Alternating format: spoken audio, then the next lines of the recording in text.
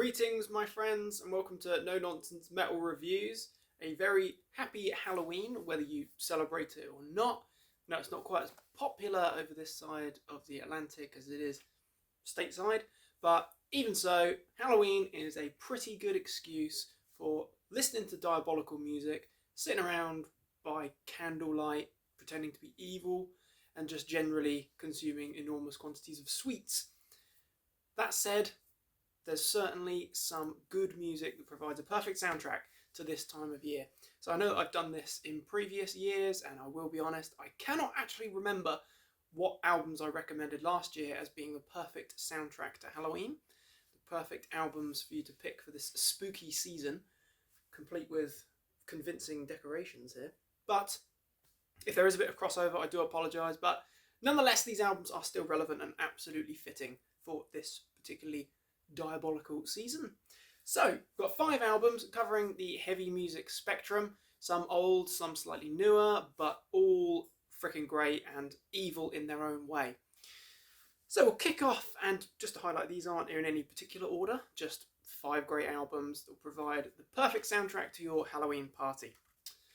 So, starting off with some particularly diabolical black metal from New York with Profanatica, a particularly brilliant band. Recommended them a few months back. A very evil band. One of the biggest and most important bands in the US black metal scene. This album is entitled The Curling Flame of Blasphemy, and I believe this was from 2016. Yeah, I think so. This is a very, very evil album. I think Profanatica are a great band because not only are they massively anti-religious and anti-Christian, anti-doctrine, they sound freaking evil. It's a good meld of black metal and death metal. It's heavy stuff and it is evil. Particularly brilliant album, this one in my opinion. Profanatica, notorious for being absolutely heretical, but also for releasing lots of different sort of demos and rehearsals and all these sorts of things. But they've got a few decent albums under their belt, and this one happens to be my favourite, with tracks like March to Golgotha, Magic and Myrrh, particularly evil, Vile Blessing. This is just a great album if you're looking for something evil and satanic and heavily blasphemous.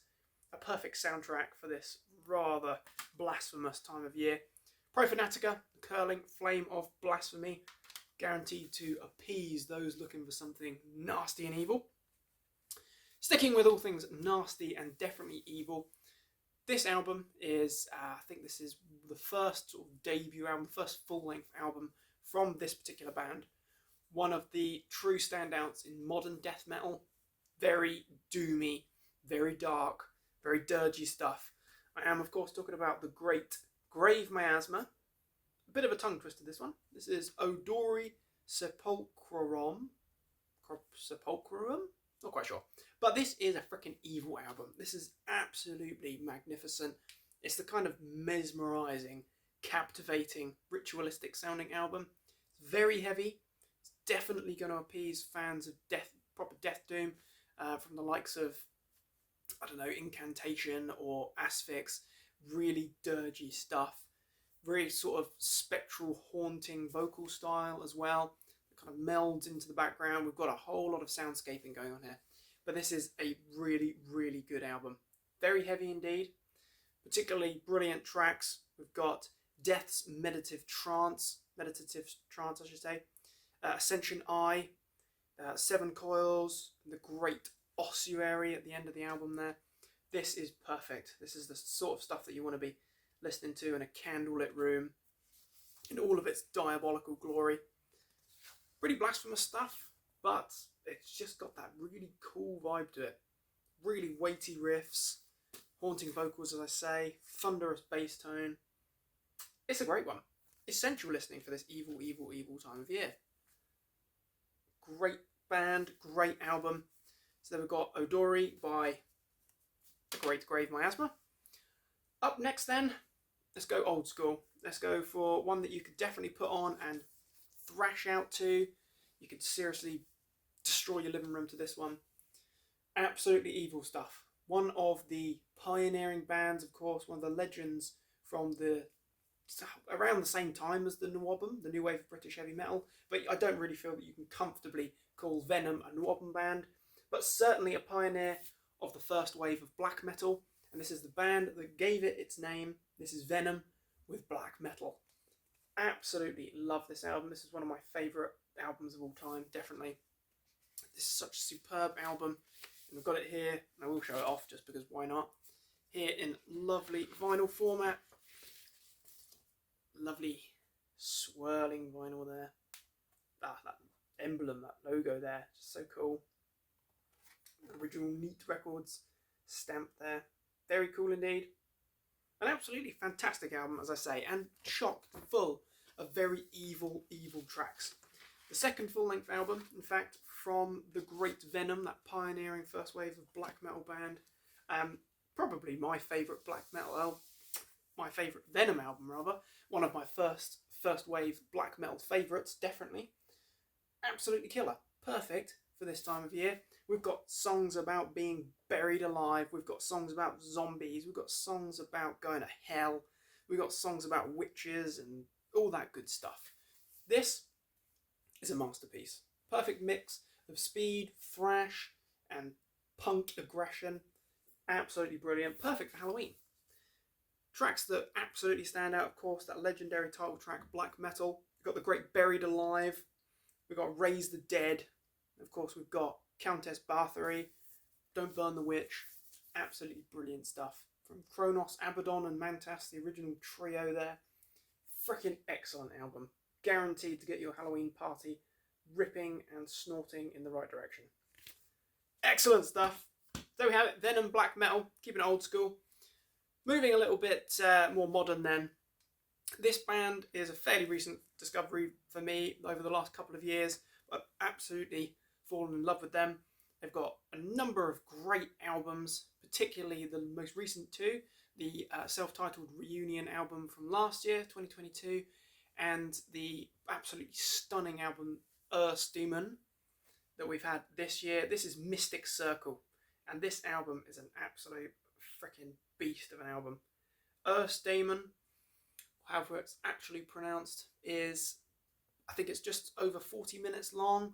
So it's not an overly long album, but it is just pure, epic, very theatrical, very symphonic in places, heavy, kind of death-infused black metal. There is a lot of the typical sort of black metal vibes going on there, lyrically, definitely, and thematically. Certainly when you see the guys, they've got the aesthetics of a traditional black metal band, but there's a whole lot more going on than just traditional second wave black metal worship. We've got the big kind of epic grand symphonic elements that we would get with bands like Dimmu Borgir. We've got the absolute over the top theatrics that we would get with bands like Cradle of Filth. But we've just got tons of great tracks, awesome ripping riffs. We've got it all. Particularly brilliant tracks. Obviously the title track, Earth Demon, is absolutely brilliant. It's grand. It's got driving, forcing riffs and drumming. Then we've got From Hell, Unholy Trinity, The Scarecrow, which even includes the lyrics Trick or Treat, which is just perfect. This is Halloween music in the making here. We also got Welcome to the Midnight Mass. We've got the great The Mothman, and of course Skinwalker, with that very interesting sort of Americana stance to it. Really interesting stuff. Absolutely cracking album, start to finish. It's one of my favourite albums of the year for sure, but this is just pure, as I say, theatric, death-infused black metal. Heavy as hell, but also perfect soundtrack to Halloween. Certainly when you've got songs about the Mothman, and you've got songs about hell, and all that good stuff. Perfect family listening at this wonderful time of year. From Hell, well, Earth Demon, certainly this album is from hell. Mystic Circle.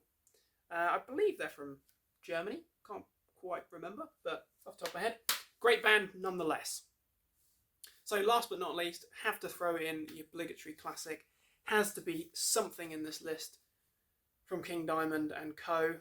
So we're going to go with an absolutely trustworthy classic here. We've got Merciful Fate with Don't Break the Oath, an absolute masterpiece from 1984.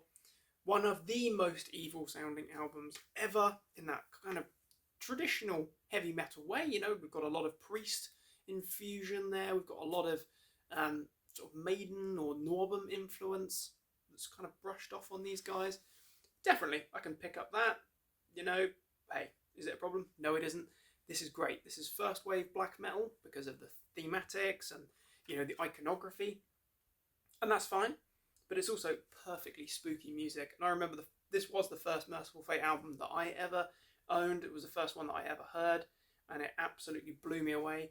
Not just because of that amazing cover, which is freaking awesome, but also King Diamond's shrieking high notes and his unbelievably distinctive voice.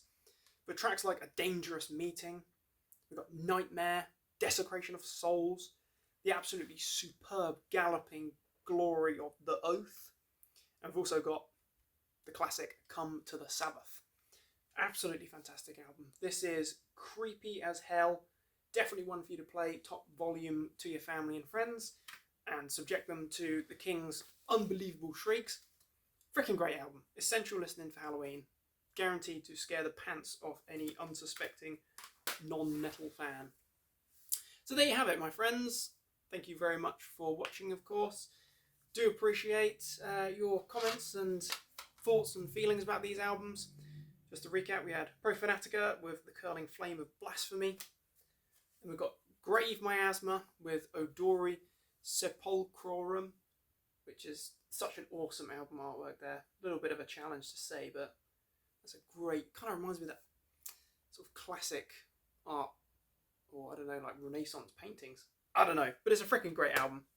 Then we've got the legendary Venom with Black Metal, Essential Evil, perfect for Halloween. And of course we've got Mystic Circle with Daemon. And last but not least, we've got Merciful Fate, Don't Break the Oath. Check them out if you have not heard these albums. If you've got any gaps here, you seriously need to fill those. Perfect soundtrack to Halloween. What are your perfect albums for Halloween? What's your perfect soundtrack? Very interested to hear thoughts and opinions of others, of course.